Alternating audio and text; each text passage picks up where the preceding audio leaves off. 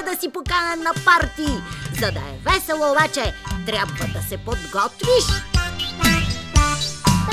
Хайде да се гримираме! Сега ще направим грим на далматинец. После с едно донапренче, ето така ще разнесем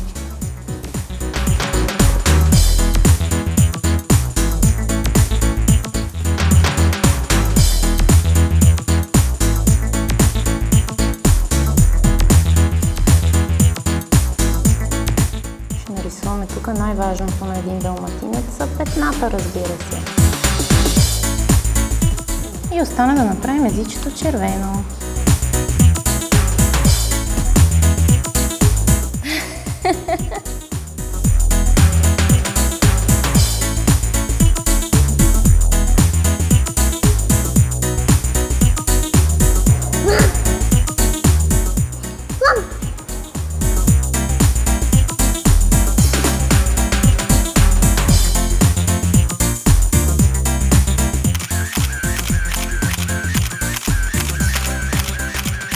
Искаш ли да научиш нов танц? Здравейте, приятели! Аз съм Зоя, това е Ива и Йоана, моите прекрасни асистентки, с които ще направим най-веселия влак. Танцувай!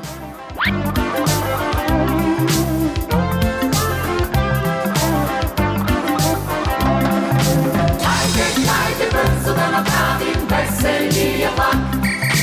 Ти си с мен, а ти оставаш на перона пак.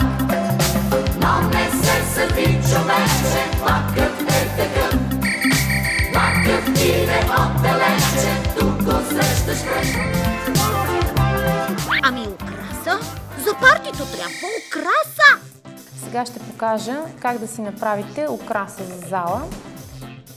Ще покажа принципа на балдахина. По този начин можете да украсите и масата, и столчетата, и просто на стена да го направите. Безценна идея.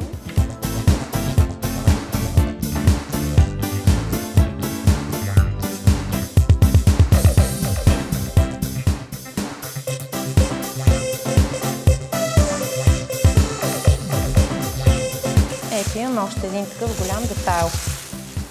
Сега по средата двата детайла. Ето така ще наберем единия. Ще наберем и другия. И ето така заедно ще ги завържеме с една цветна панделка.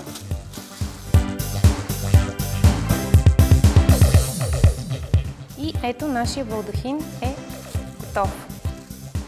Тук долу може да разположим трона на рожденника и да кажем честит рожден ден! Супер!